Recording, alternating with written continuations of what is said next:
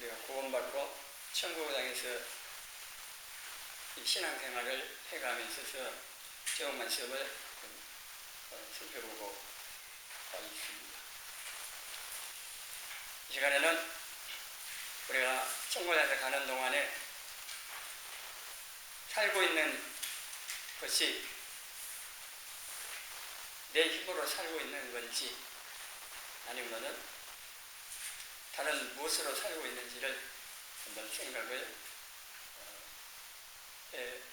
보고 오늘 말씀을 통해서 우리에게 하시는 말씀 다른 어떤 것이 아닌 하나님의 인자와 공율로 인하여서 우리가 살고 있다는 이 말씀을 새롭게 깨닫고 말씀처럼 아침마다 새롭게 우리에게 은혜로 또 인자와 공유를 베푸셔서 우리가 하루하루 살고 있음을 깊이 깨닫는 이 시간이 되시기를 바랍니다. 세상 사람들은 돈만 있으면 살 수 있다고 생각을 합니다. 또 건강하니까 잘 먹고 잘 살고 이렇게 살고 있는 것이지 이렇게 말을 하는데 성도들은 뭐라고 말을 해야 되는지 찬양도 했는데 은혜 아니면은 할 수가 없다고 되시니 또 사람들에게 이렇게 고백을 할 수 있고 주의 인자와 궁율이 무궁하시기에 내가 진멸당하지 않고 살고 있다고 하는 이 사실 나도 인정하고 사람들에게도 말할 수 있어야 한다 하는 겁니다. 제가 여러분이 말씀 듣고 그냥 머리로만 동의하고 그런갑다 하고 끝나는 게 아니고 매일 아침에 눈 뜰 때마다 하루를 시작할 때마다 오늘 하루 허락해 주신 하나님의 이 인자와 공율 그 은혜와 사랑을 기억하고 오늘 하루도 이렇게 시작하는 이게 매일매일 계속 되라고 하는 겁니다. 우리가 살고 있는 것은 우리의 능력 때문이 아닙니다. 세상에서 힘이 될 만한 것들을 가졌다고 살 수 있는 것이 아닙니다. 세상 사람들은 그렇게 생각하지만요, 성도는 그렇게 생각을 하지 말라는 겁니다. 사실을 알아야 됩니다. 세상에서 힘이 될 만한 것들, 뭐니 해도 돈이라고, 돈이 많이 있으면은 잘 살 수 있고 못할 것이 없다 그렇게 생각하고 말을 하는 사람은 세상 사람들이고 성도들인데 그렇게 말을 해버린다면은 그것은 세상 사람들과 다를 바가 없는 겁니다. 그리고 실체를 모르는 거죠. 그리고 이 말은 일부러 맞을 수도 있지만요, 대부분 틀린 말입니다. 일부 맞는다고 하는 것은요, 돈이 많으면은 좋은 음식 먹고 좋은 옷 입고 좋은 집에서 살고 또 아프면 치료도 잘 받고 돈이 있으면 그렇게 할 수 있으니까 그 맞는 말이 될 수도 있는데 그게 틀리다고 하는 겁니다. 왜냐하면 수많은 다른 요소들이 많이 있기 때문에 그렇습니다.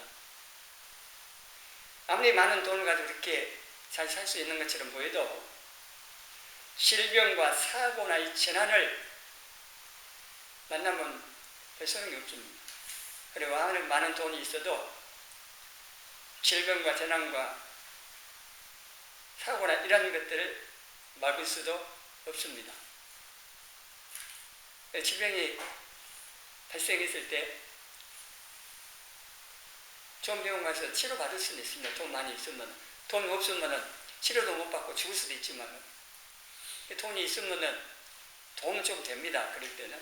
그렇다고 해서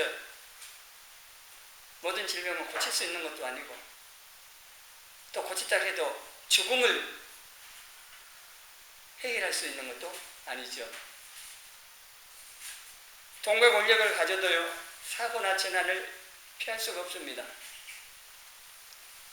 잘 먹고 건강관리 열심히 한다고 해가지고 내가 살고 있는 것도 아니라는 겁니다. 우리가 예상하지 못할 일들이 수없이 일어나고 있기 때문에 자신의 능력만으로는 살고 있다고 이렇게 말할 수가 없는 겁니다. 인간의 생로병사의 문제는 사람이 해결할 수 없습니다. 이걸 고민해가지고 불교 창시했던, 그래서 그 깨달았다고 해서 부처라는 그런 말이 사용합니다. 그렇다고 해서 생로병사가 깨달았다고 해서 해결했냐? 아닙니다. 그 깨달은 부처도 죽었습니다. 그래서 지금은 불상으로 앉아 있습니다. 그게 인격도 아니고 그 불상이 인간의 생로병사 문제를 해결해 주는 것도 아닙니다. 아무리 그 불상 앞에 손이 닳도록 빌어도 문제 해결 못합니다. 소원 성취하려고 열심히 빌겠지만 안 되는 겁니다. 재난을 피하려고 그 삼재라고 그러더라고요. 삼재. 아시겠습니다만은 삼재 피하려고 누구 찾아가지고 써드라겠고 돈 많이 주고 써드라겠고 한다고 해서 재난을 피할 수 있냐? 그렇지 않습니다. 왜 그렇습니까? 인간의 생로병사를, 재난을 부처가 주관하는 것도 아니고 세상의 권력자가 주관하는 것도 아니고 하나님께서 주관하시기 때문에 그렇습니다. 아무리 부처가 아니라 그 불상한테 빌어도 용하다는 점쟁이 찾아가고 또 누구 찾아가서 부족해갖고 해도 안 되는 겁니다. 하나님께서 인간의 생로병사를 주관하고 계시고 하나님께서 보호해 주시지 아니하면은 방법이 없는 겁니다. 세상에 힘이 들 만한 것을 다 가졌다 해도 안 되는 겁니다. 우리는 그것이 없어도 세상에 힘이 들 만한 것이 없고 부족해도 괜찮은 이유는 그 모든 걸 주관하신 하나님께서 내 아버지가 돼서 나를 보살펴 주시기 때문입니다. 여러분이 사실 분명히 깨닫고 이 진리를 붙잡고 믿음을 갖고 두려움 가운데서라도 두려워하지 말고 평안을 누리고 세상 사람과 다르게 살아가라고 하는 겁니다. 그래서 인간 스스로는 이 생로병사 문제뿐만 아니라 온갖 사고나 재난 모든 것들을 막아낼 수도 없고 해결할 수가 없습니다. 그래서 내가 살고 있는 이것은 내 능력이 아니라 하는 겁니다. 하나님께서 보살펴 주시고 계시기 때문에 내가 살고 있다. 이것을 오늘 말씀으로 하면 하나님의 인자와 긍휼이 무궁하시기 때문에 진멸당하지 않고 내가 살고 있다 하는 겁니다.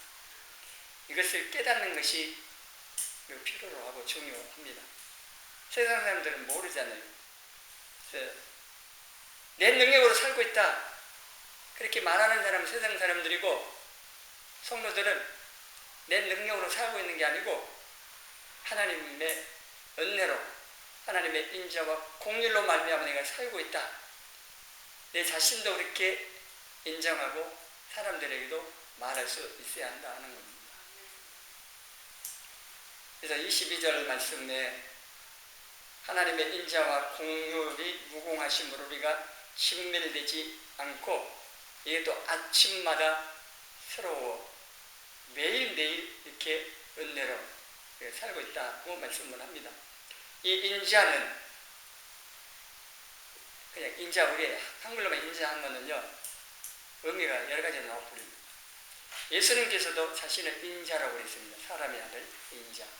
에스겔도 인자야라고 하는 인자라고 하는데 그 사람 가리키는 인자 그게 아니고 하나님의 성품 가운데 나타난 인자를 말합니다.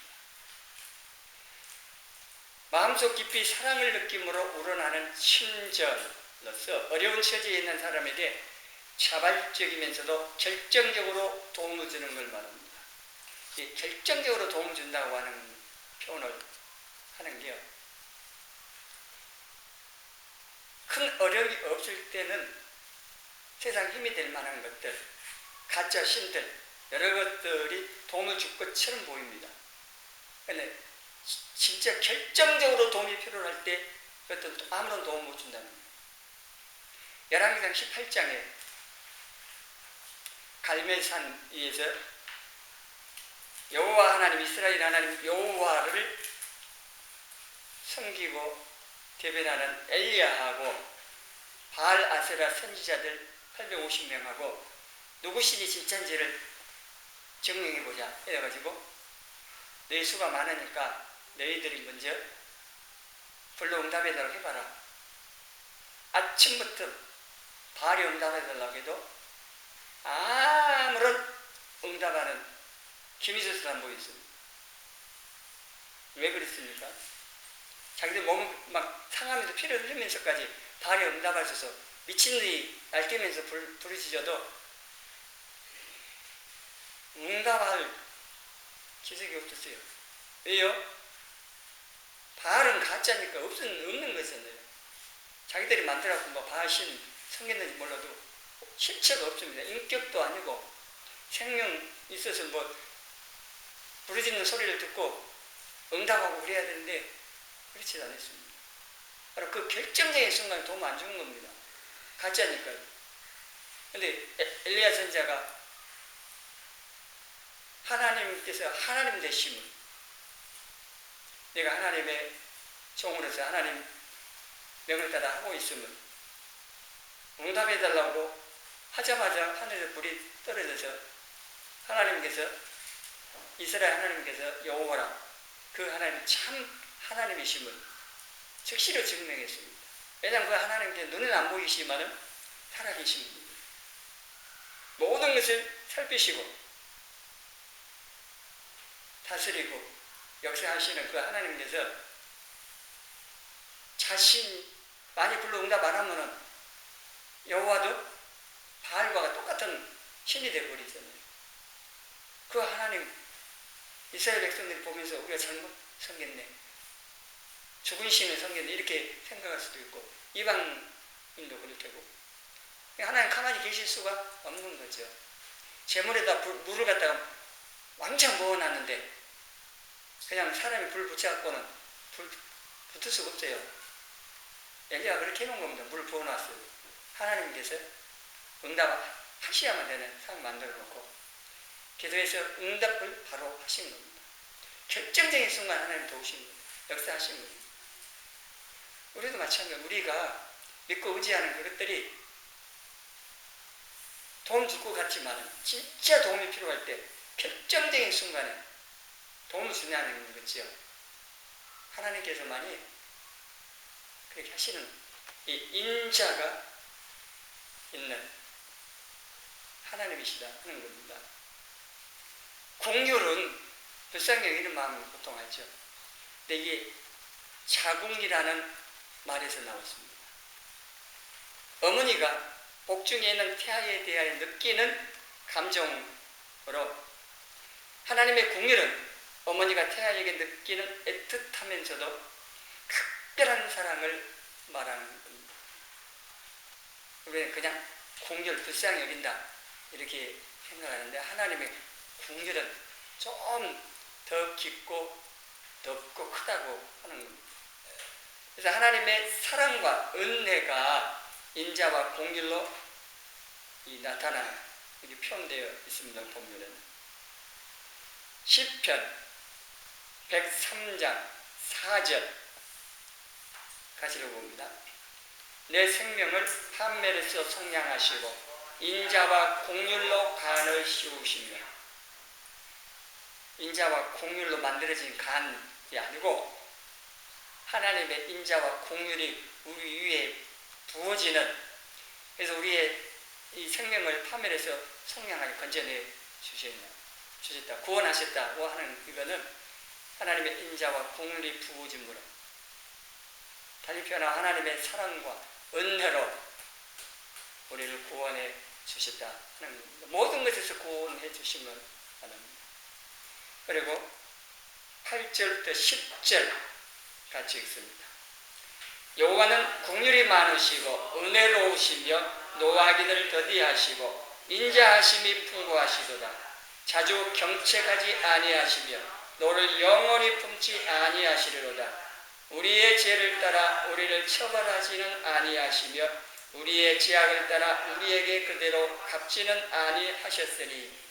예, 하나님께서는 어떤 분이시냐? 성품을 여러 가지 표현하는데 시편에 표현되어진 이 표현이 반복되어 나타나는 것 중에 여기 8절 말씀. 여호와는 긍휼이 많으시고 은혜로우시며 노하기를 더디하시는 분이다. 이 하나님께서 인자가 풍부하시고 그래서 너를 영원히 품지 아니하시고 우리의 죄악을 따라서 처벌하지 아니하여 그대로 갚지 아니하여. 그러니까 우리가 지멸당하지 않습니다. 만일에 우리의 죄를 따라 그냥 바로바로 벌 내리시면은 살아남을 사람이 한 사람도 없습니다.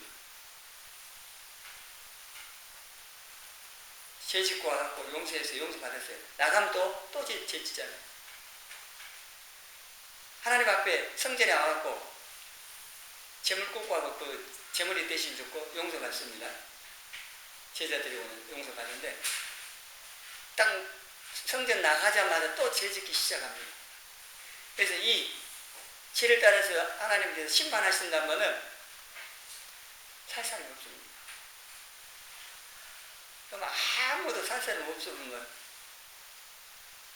또 하나님 그것을 원치 아니하시고 살 길을 열어놓은. 그래서 성막, 성전, 교회 이렇게 이어왔고 그래서 예수님을 통해 다 완성을 하셨습니다.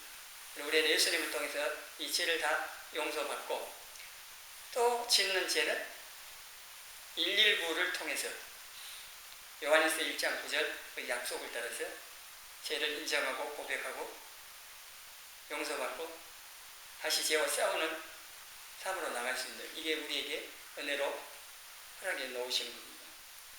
하나님께서 이 인자가 긍휼이 크시기 때문에 우리 죄를 따라서 다 처벌을 하시지 아니하신다고 하는 겁니다. 그리고 아침마다 새롭다고 그랬습니다. 그러니까 아침마다 새롭게 인자와 긍휼을 베풀어 주심으로 인해서 여러분 아침에 눈 뜨면 저는 이 말씀을 기억하고요. 아침마다 눈 뜨고 이렇게 기도하고 하시죠. 아침에 나가지고 길게는 안 해도 기도하실 건데 기도할 때 하나님 오늘 하루도 허락해 주시고 생명을 연장해 주셔서 감사합니다. 하나님의 인자와 긍휼이 무궁하셔서 오늘 아침에도 이렇게 생명을 연장해 주셔서 살게 해 주셔서 감사합니다. 오늘도 하나님 위에서 살 수 있게 달라고 이렇게 기도하고 시작을 하라는 겁니다. 말씀이 그 말씀이기도 합니다. 눈 뜨고 기지개 펴면서 잘 잤다 뭐 할 수도 있지만은요. 일어나서 엎드려 이렇게 이 말씀을 기억하면서 하나님의 인자와 긍휼로 오늘 하루 또 살게 해주시니 감사합니다. 오늘 하루도 은혜를 힘입어 하나님 기쁘시게 살 수 있게 해주세요.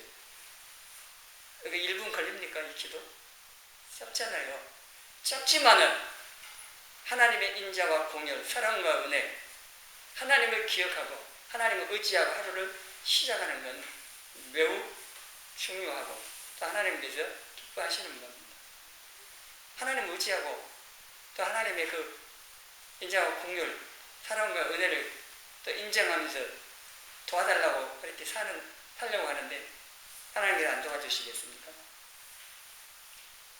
그래서 우리가 하루하루 살면서 내 능력으로 사는 것이 아니고 바로 이 하나님의 인자와 긍휼이 무궁하심으로 우리를 신멸시키지 아니하시고 은혜를 베풀어 주심으로 매일매일 되게 살아갈 수 있게 하심을 그 하나님을 기억하고 감사함으로 하루하루 살아가시라 하는 겁니다. 우리가 하나님을 경외하며 긍휼을 베풀며 살아가야 합니다. 시편 103장 11절 12절 13절에 쭉 나오는 말씀을 앞에 나온 것을 같이 읽어봅니다. 이는 하늘이 땅에서 높음같이 그를 경외하는 자에게 그의 인자하심이 크심이로다. 동이 서에서 먼 것 같이 우리의 죄가를 우리에게서 멀리 옮기셨으며 아버지가 자식을 긍휼히 여김 같이 여호와께서는 자기를 경외하는 자를 긍휼히 여기시나니. 아멘. 그러니까 하나님의 긍휼을 받으려면은 어떻게 해야 한다는 겁니까? 오늘 말씀 시편 103장 10절 이 말씀에 들어가면은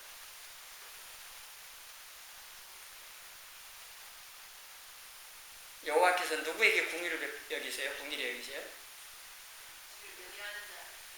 하나님을 경외하는 자를 긍휼히 여기십니다.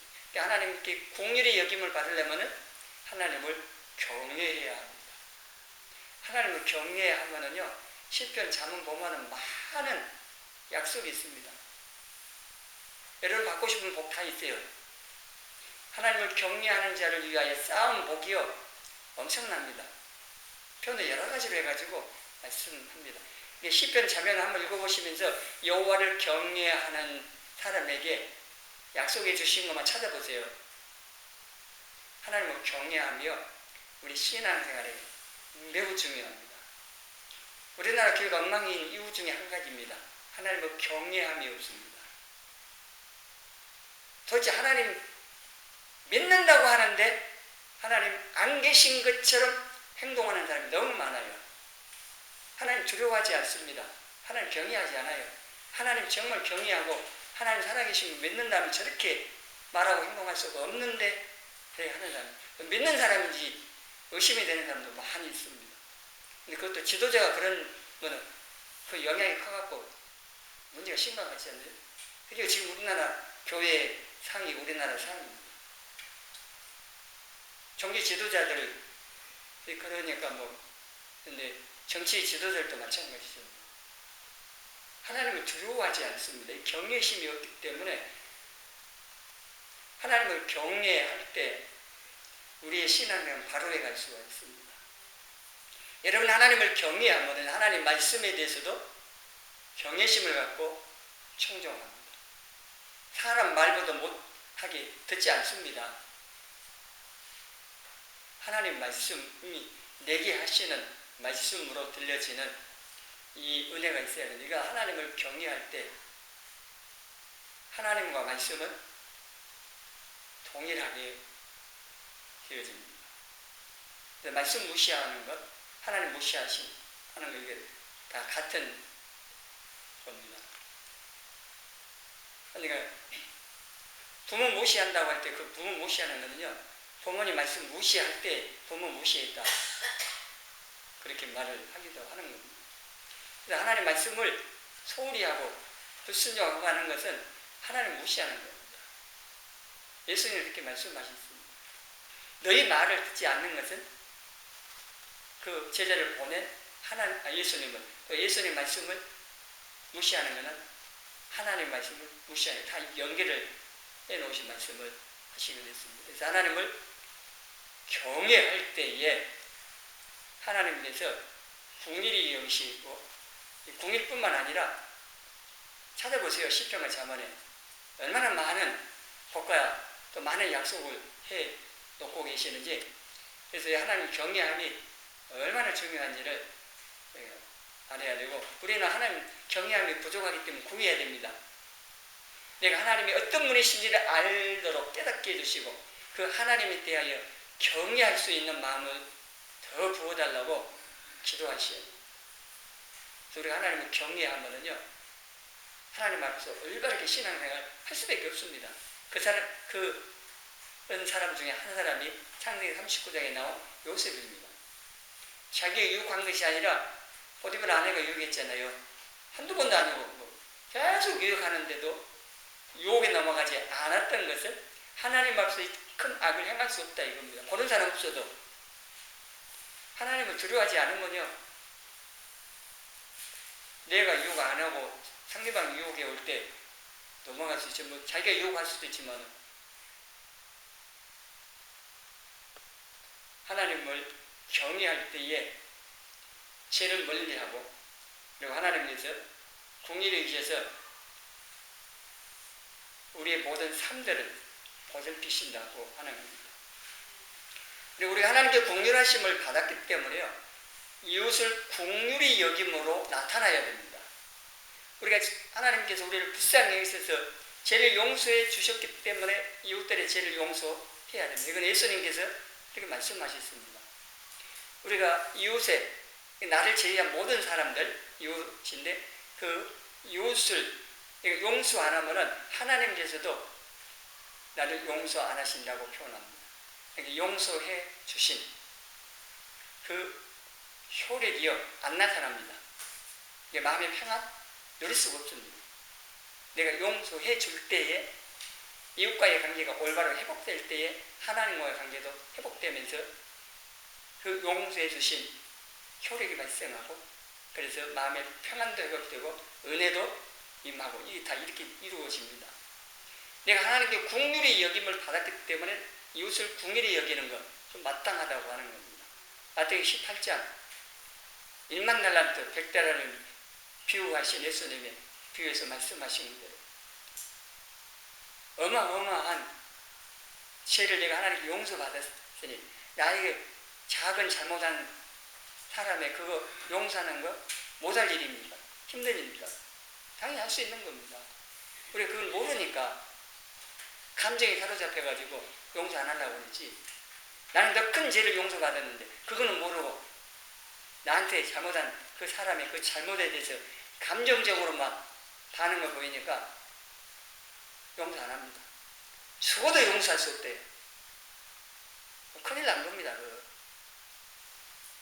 내 자신을 위해서도 용서하셔야 되고, 내가 긍휼히 여김을 받았으니 다른 사람 긍휼히 여기는, 불쌍히 여기는 이 반응, 이 결과가 나와야 한다는 겁니다.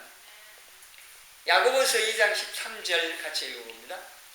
긍휼을 행하지 아니하는 자에게는 긍휼 없는 심판이 있으리라. 긍휼은 심판을 이기고 자랑하느니라. 아멘. 심판하시는 하나님께서 이 긍휼이 불쌍히 여기면은요 심판 안 하시죠.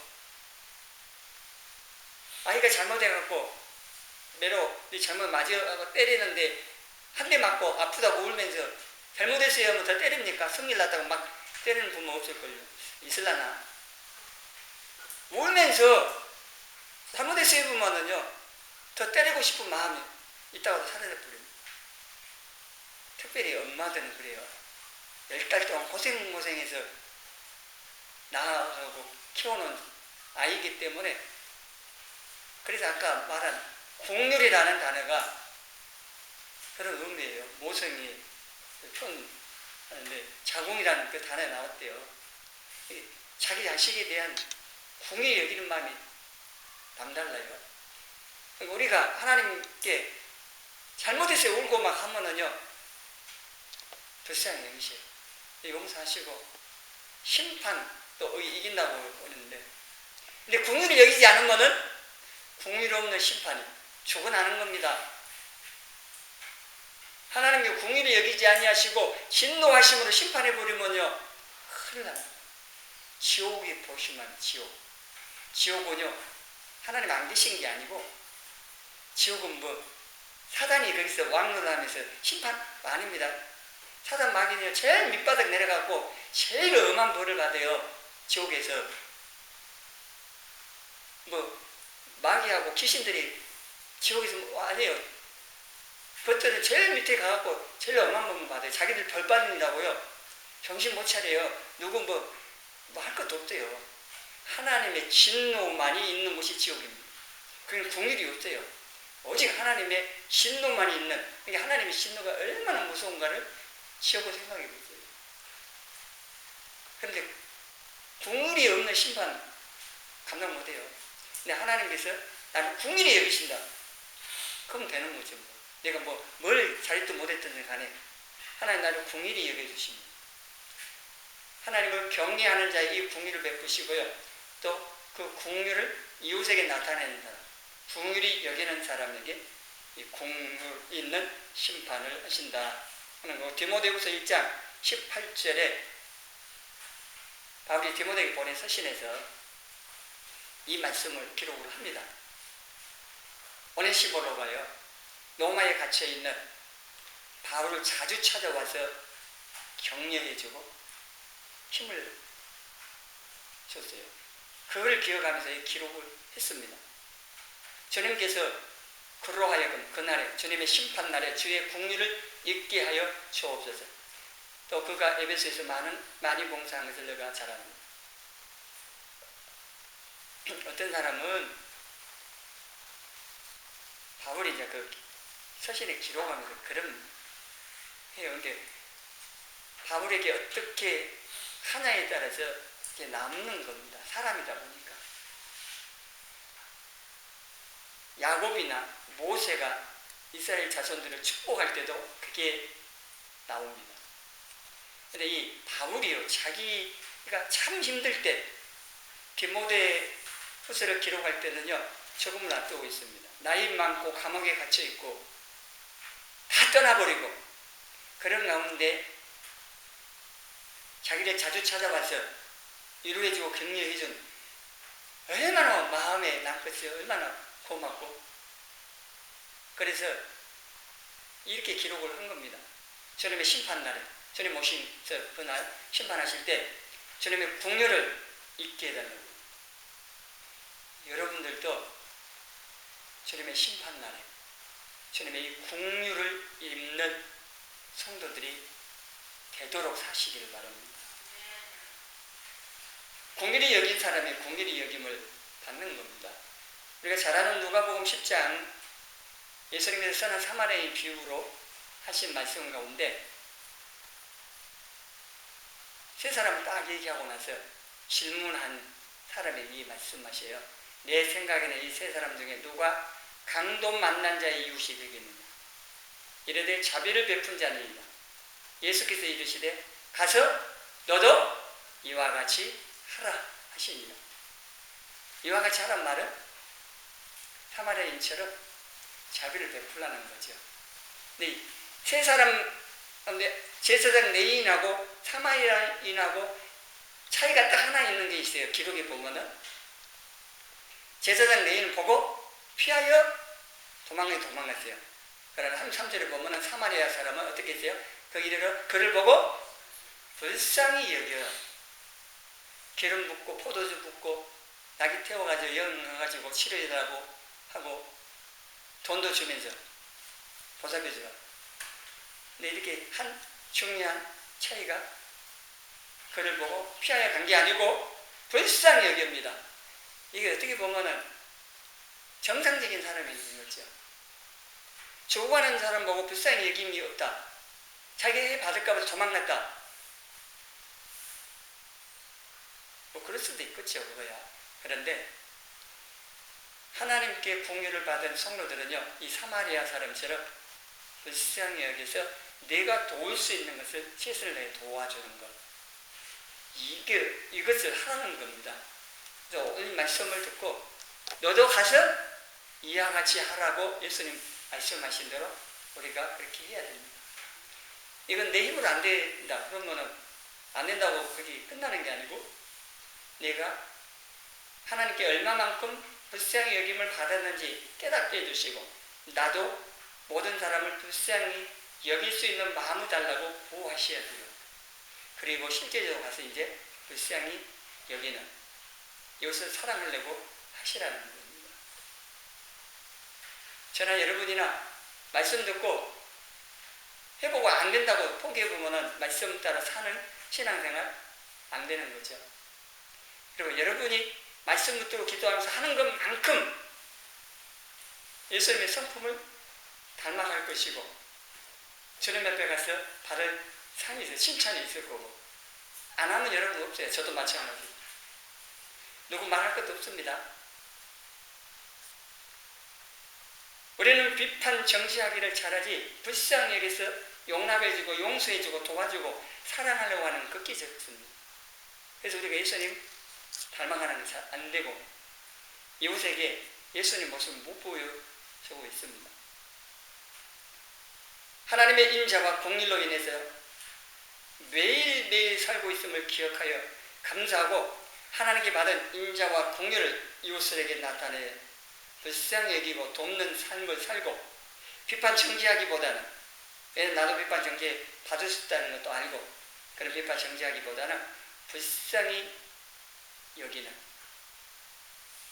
그리고 이웃을 어떻게 하면 돕고 살려줄까 사랑할까 하면서 성도답게 더 멋진 모습으로 살아가는 저와 여러분이 되어지기를 주님의 이름으로 축원합니다.